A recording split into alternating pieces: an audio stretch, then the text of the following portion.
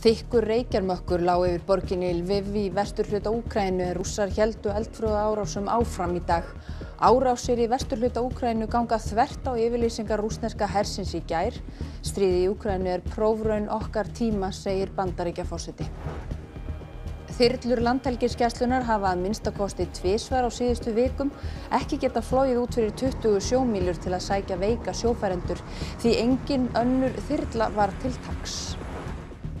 Opinbert áreiti rapparans Kanye West gegn fyrrum eiginkonu sinni Kim Kardashian þykir varpa ljósi á varnarleysi þolenda eldihrella. Yfirlögfræðingur hjá lögreglunni segir mikilvægt að löggæslan bregðist við slíkum málum. Ærandi hávaði berst frá frystihúsi Loðnuvinnslunnar í Fáskrúðsfirði inn í íbúðarhús þar skammt frá. Íbúarnir hafa þurft að flýja í hjólhýsi til að fá svefnfrið.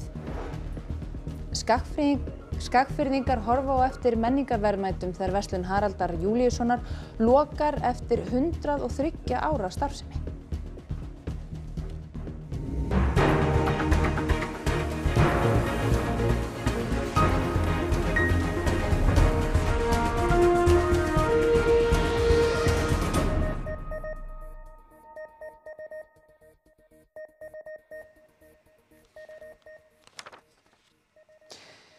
Gott kvöld.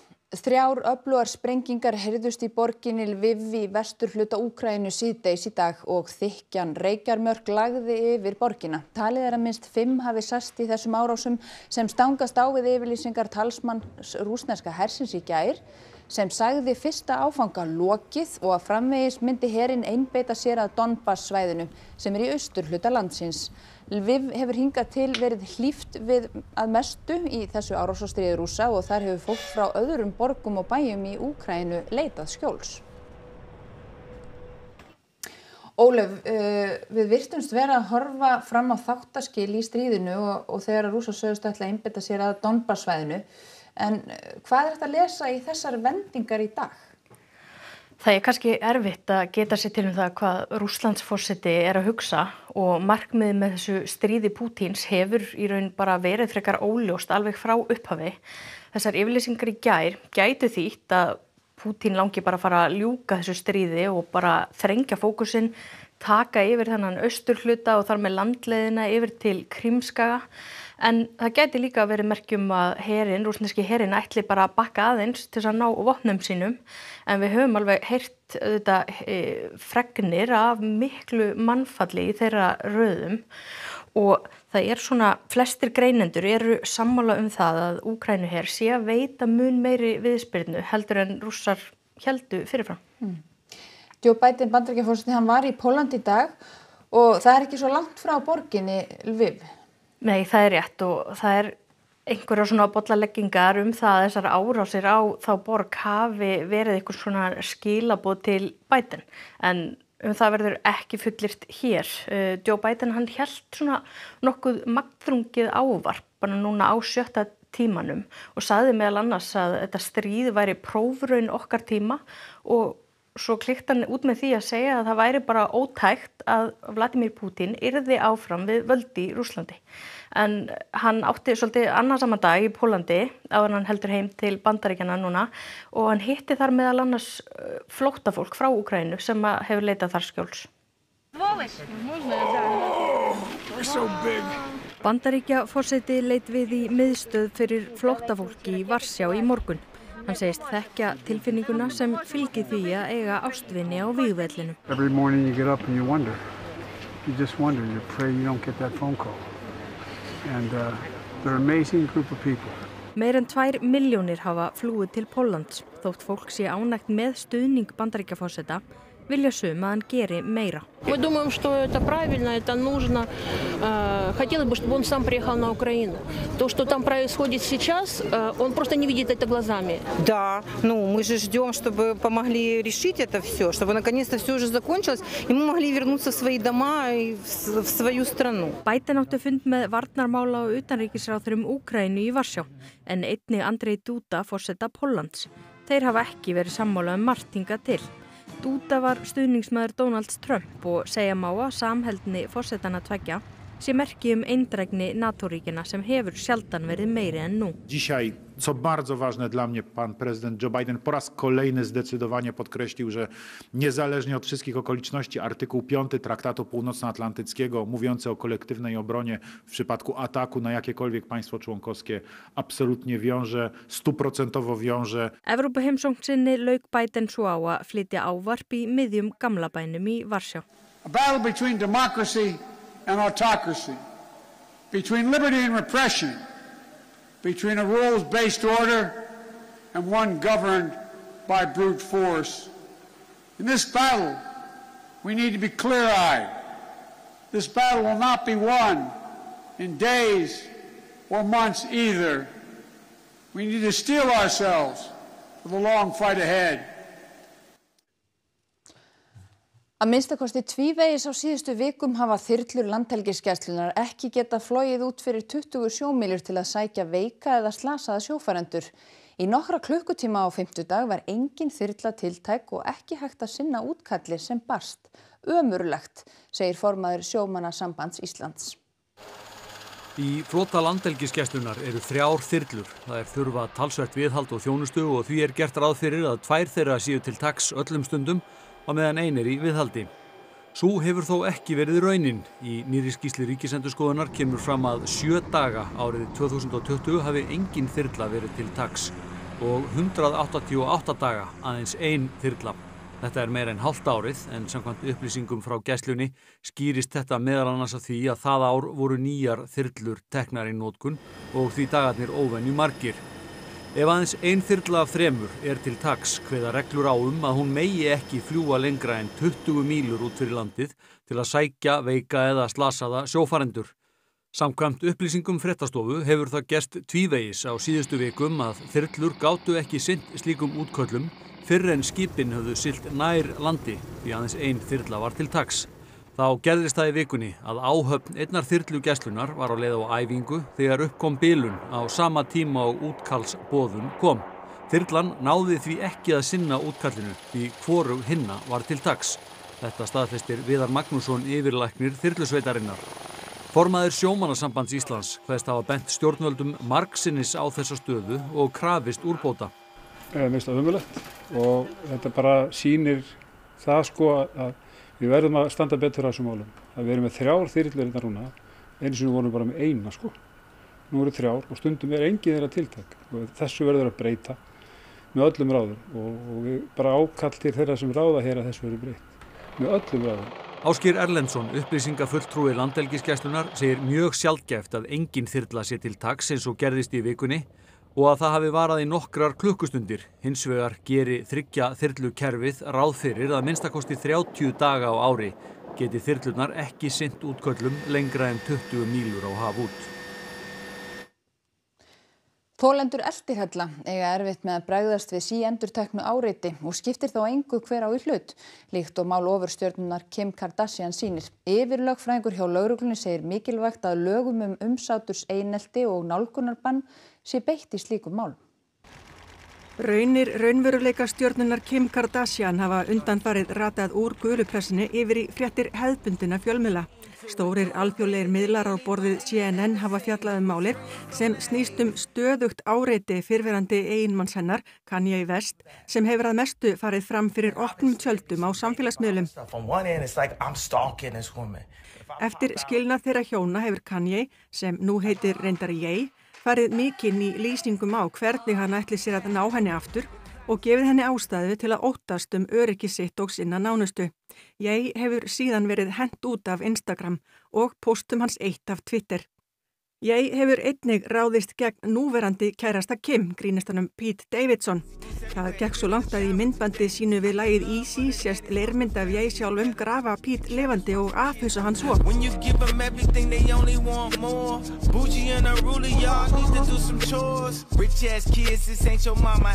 Ofbeldið virðist þó enn sem komið einskorðast við netheima. Andlega ofbeldið ekkit síðra en líkamlegt. Rannsóknir hafa sýnt og fólk sem hefur lent í þessu, það hefur sagt að það væri oft betra að verða þá bara fyrir einu höggi eða einhverju sjáanlegir áverkar því þá myndi líka aðri trúa, þá myndi meiri hjálp vera gefin. Það hversu varnarlaus ein ríkasta og frægasta kona heims gegn slíku áreiti þykir varpa ljósi á hversu erfitt getur verið fyrir þolendur að fá frið fyrir slíkum ofsóknum. Og fólk gríðarlega vanmáttugt og þetta bara sviptir fólk frelsi. Í fyrra var umsáturseinelti gert refsivert með lögum hér á landi. Alda Hrönn segir að sú lagagrein og lögum nálgunarbann styrki stöðu þolenda. Við þurfum að beita þeim oftar og við þurfum að bregðast við.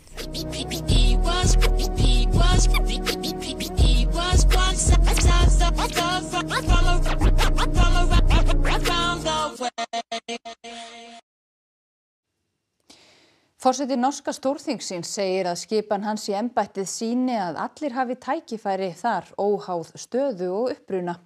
Hann kom til Noregs barnaðaldri sem flóttamaður og segir norræn gildi nauðsynleg í móttöku flóttamanna frá Úkraínu. Masud Gharahkhani þingmaður norska verkamannaflokksins og var skipaður forseti þingsins í nóvember. Hann nú á ferðum Norðurlöndin til að heimsækja þing þeirra. Masud fæddur í Íran í upphafi 9. áratugarins tíma mikils ófriðar í landinu.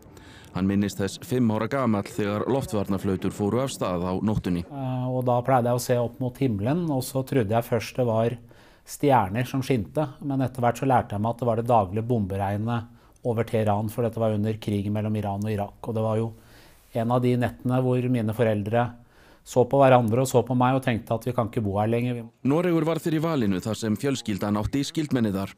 Masud segir fjölskylduna hafa átt gott líf þar í landi. Þegar hann hugsaði ólíkt hlutskipti olíulandana tveggja, Írans og Noregs, kviknaði áhuginn á stjórnmálum. Så slo det meg at hvorfor det sånn at i Iran så det forskjeller og det kun en liten elite som har det bra, mens i Norge så har vi et godt velferdsstat hvor vi tar vare på hverandre.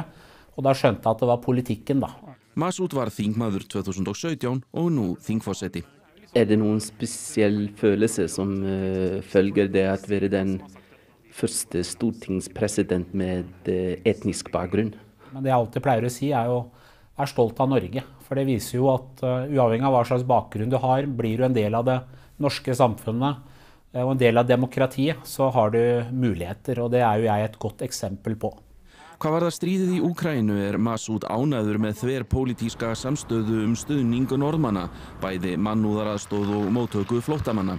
Hann heimsótti sjálfur miðstöð fyrir móttöku flóttamanna í Noregi. Og det ganske sterkt å møte mor, og ofte da små barn, som for noen uker siden levde helt vanlig liv. Plutselig opplever man at landet i krig. Pappa igjen, sønn over 18 år igjen og kjemper for frihet og demokrati, og nå de et ukjent land. At vi trenger mer nordiske verdier og nordisk samarbeid på alle mulige områder. Og jeg håper det at de nordiske landene finner sammen både med å ta imot flyktninger, men stille opp for Ukraina. Lögreglan í Kaupmannahöfn rannsakar upptök eins mesta eldsvoða í borginni í seinni tíð sem kviknaði í íbúðablokk í Vanlöse seint í gær. 90 fjölskyldur mistu heimili sín í eldsvoðanum og þykir mikið mildi að enginn hafi slasast. Dyri Söntniksen, lögregluvarðstjóri, sagði við danska ríkisútvarpið að sennilega myndu engin svör fást upptök eldsins fyrr en miðja næstu viku. Mörg þeirra sem flúðu eldinn náðu að hafa lítið sem ekkert með sér af eigum sínum. Íbúar í húsinu á Fáskrúðsfirði sofa ekki á nóttunni fyrir látum sem berast frá frystihúsi Loðnuvinnslunnar. Þau hafa mælt háaða yfir leyfilegum mörkum og segjast hvergi fá neina hjálp til að knýja fram úrbætur. Á Fáskrúðsfirði stendur íbúðarhúsið Búðarvegur 24 í námunda við frystihús Loðnuvinnslunnar. Þar búa Dýrun Pála og Björn Emil og frekar þreytuleg, enda berst skarkali og hvæs í kælibúnaði inn í húsið daga og nætur. Síðasta sumar plöntuðum við hjólhýsinu okkar hérna aðeins innar í iðnaðarhverfi og við vorum þar meira og minna yfir nóttina til þess að fá frið, til þess að fá svefnfrið. Núna síðast í febrúar þá fórum við hérna inn í hólið hjá okkur. Þar gátum við lokað öllum hurðum, bæði uppi og niðri, settum dýnur á gólfið til þess að geta fengið svefn því að við náttúrulega gátum ekki leitað í hjólhýsið okkar núna yfir vetrartímann. Og það engan veginn hægt að einangra sig frá þessu suði, sko. Það getur gert fólk hálf bara geðveikt sko og mæta trekk í trekk, illa eða ósofin í vinnuna. Ég held að það verður lágmarksmannréttindi að geta verið með opinn glugga og sofið við það. Ég var einmitt að fá þær upplýsingar frá heilbrigðiseftirlitinu að hávaðamælingar eiga einmitt að fara fram með lokaða glugga, þannig að það er ekki gert ráð fyrir því að opna gluggana heima hjá þér. Það er hérna sem er svolítið sérstakt. Mesti hávaðinn kemur frá frystibúnaði loðnuvinnslunnar. Þau undra sig á því að fyrirtækið hafi ekki nýtt hljóðlátari kælitækni. Þau keyptu húsið í góðri trú því fyrirtækið sagðist ætla að flytja frystihúsið. Það gerðist ekki, en í staðinn réðst loðnuvinnslan í stækkun. Þau kærðu framkvæmdaleyfið en töpuðu fyrir úrskurðarnefnd. Þau telja heilbrigðiseftirlitið og Fjarðabyggð hafa brugðist, en desibilamælir er þeirra sverð í baráttunni. Þau hafa sjálf mælt hávaða yfir mörkum bæði inni og úti. 40 desibil voru það, með opinn glugga þegar við vorum í heimsókn. Þau gagnrýna að Loðnuvinnslan og Efla, sem hannaði frystihúsið og taldi að hávaðinn yrði undir mörkum, skuli sjá mælingar, en ekki heilbrigðiseftirlitið, sem er óháð.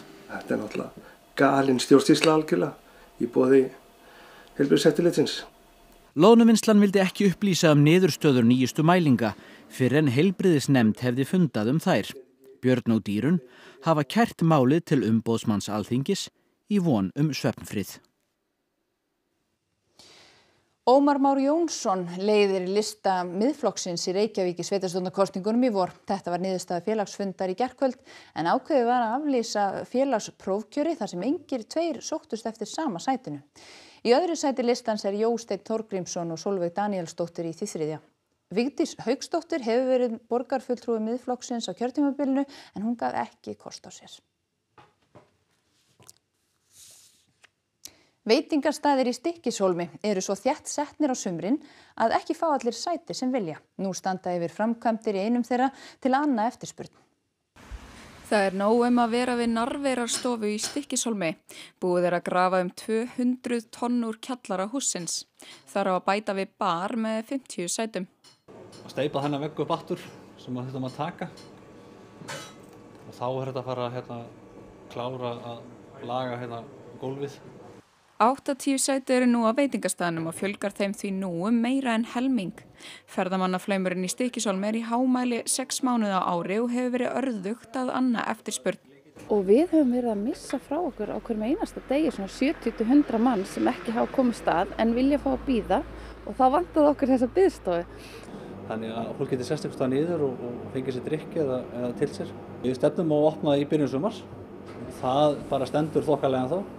Húsið er byggt 1906 á enn eldri grunni og hefur komið í ljós steinhleðsla sem er á að giska meira en 200 ára gömul.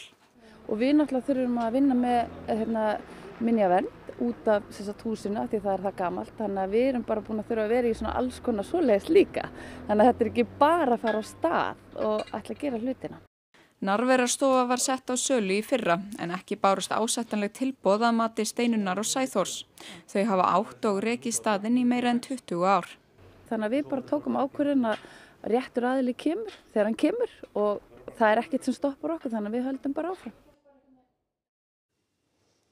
Hinni aldargömlu verslun Haraldar Júlíussonar á Sauðárkróki verður senn lokað. Verslunin er sú síðasta sinna tegundar á landinu og menningarsögulegt verðmæti verslunarhætti fyrri tíma. Það var hver að vera síðastur að koma hingað í verslun Haraldar Júlíussonar við Aðalgötu á Sauðárkróki. En verslunin lokar eftir 103 ára sögu nú mánaðamótin. Verslunina opnaði Haraldur Júlíusson árið 1919 en sonur hans Bjarni tók við rekstrinum 1973. Bjarni vann í versluninni nánast fram á síðasta dag en hann lést í janúar. Þessi verslun hún hefur náttúrulega verið nánast óbreytt frá upphafi og eftir að Bjarni tók við henni þá hafa hann það í heiðri að hafa hana eins og foreldrar hans hafðu haft hana. Þannig að hún er svo eina sinna tegundar á landinu. Í verslunin er hægt að fá varning af afar fjölbreyttu tagi. Matvöru, vinnufatnað, skrúfur og tekatla svo eitthvað sé nefnt. Vöruúrvali var þó ekki eina aðdráttaraflið. Það mátti segja það að oft væri hérna nokkuð konar félagsmiðstöð. Það sótti hingað vist fólk sem að Bjarni var afskaplega gestrisin maður. Stundum lag í glas, einn og einn fekk í glas og svona var þetta bara. Bjarni vann í búðinni fram að nýræðu og vann hinn þýska kíki með honum síðustu mánuði hans við afgreiðslustörfin. Doch, wir hatten viel Spaß. Konnte kein Deutsch, ich kann Isländisch oder kaum Isländisch, aber wir hatten ganz viel Spaß miteinander. Doch. Aber die Leute hier, die lieben diesen Laden, oder wie ist das? Sind die nicht traurig, dass die zumachen? Ja, die sind alle sehr traurig. Also es war schon auch so ein bisschen so eine Anlaufstelle für die älteren Männer und Frauen und das fällt jetzt weg und das ist sehr schade für die Leute doch. Áhugi hefur verið innan sveitarfélagsins á því að útbúa safn í húsnæðinu en hvernig það yrði ekki enn komið á hreint. Þessi verslun bara verðmætt fyrir okkur öll. Skiptir miklu máli fyrir okkur sem búa hérna. Við höfum góða minningar hérna en hún líka svona bara menningarsögulegt verðmætti sem við verðum að halda við. Og þá að veðri, það eru norðlægar áttir í kortunum, 8 til 15 metrar á morgun en hægari norðaustanlands. Stöku él með norðurströndinni og lítilsháttar væta suðaustan til síðdegis. Annars verður víða þurrt og jafnvel bjart með köflum. En það kólnar svo í veðri, einkum fyrir norðan, þar sem frystir. Birta Líf Kristinsdóttir veðurfræðingur fer nánar yfir veðurhorfurnar á loknum íþróttum en það Helga Margrét Höskuldsdóttir sem sér þær í kvöld. Íslenska karlalandsliði í knattspyrnu lék vináttulandsleik við Finnland á Spáni í dag. Íslandsmót fóru fram í ýmsum íþróttagreinum, á skíðum og í frjálsíþróttum fatlaðra. Íslendingar voru svo í eldlínunni í Þýskalandi og Guðlaug Edda Hannesdóttir sneri aftur í þríþróttakeppni eftir meiðsli. Þetta og margt fleira í íþróttum hér eftir fréttir. Og áður en kveðjum ykkur rétt að renna yfir það sem var helst í þessum fréttatíma. Þykkur reykjamökkur lá yfir borginni Lviv í vesturhluta Úkraínu Rússar héldu eldflaugaárásum áfram í dag. Árásir í vesturhluta Úkraínu ganga þvert á yfirlýsingar rússneska hersins í gær. Stríðið í Úkraínu prófraun okkar tíma, segir forseti Bandaríkjanna. Þyrlur Landhelgisgæslunnar hafa minnstakosti tvisvar á síðustu vikum ekki geta flogið út fyrir 20 sjómílur til að sækja veika sjófarendur því engin önnur þyrla var til taks. Opinbert áreiti rapparans Kanye West gegn fyrrum eiginkonu sinni Kim Kardashian þykir varpa ljósi á varnarleysi þolenda eldihrella. Yfirlögfræðingur hjá lögreglunni segir mikilvægt að löggæslan bregðist við í slíkum málum. Ærandi hávaði berst frá frystihúsi Loðnuvinnslunnar í Fáskrúðsfirði inn í íbúðarhús þar sem skammt frá. Íbúarnir hafa þurft að flýja í hjólhýsi til að fá svefnfrið. Skagfirðingar horfa á eftir menningarverðmætum þegar verslun Haraldar Júlíussonar lokar eftir 103 ára starfsemi. Næstu fréttir verða sagðar í útvarpinu klukkan 10 kvöld og vefurinn okkar RÚV.is uppfærður allan sólarhringinn en þessum fréttatíma lokið. Hafið það gott og verið sæl.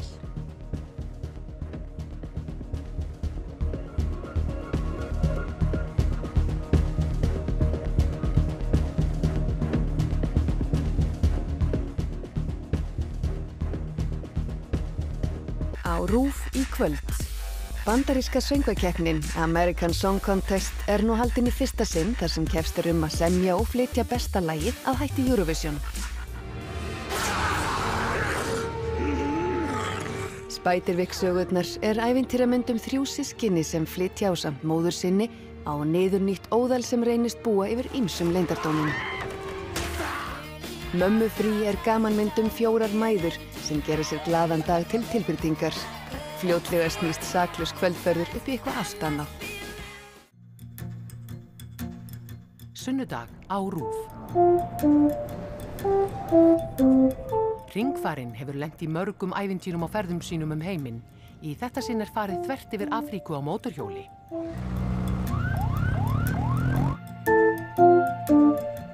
Hringfarinn, sunnudag á RÚV.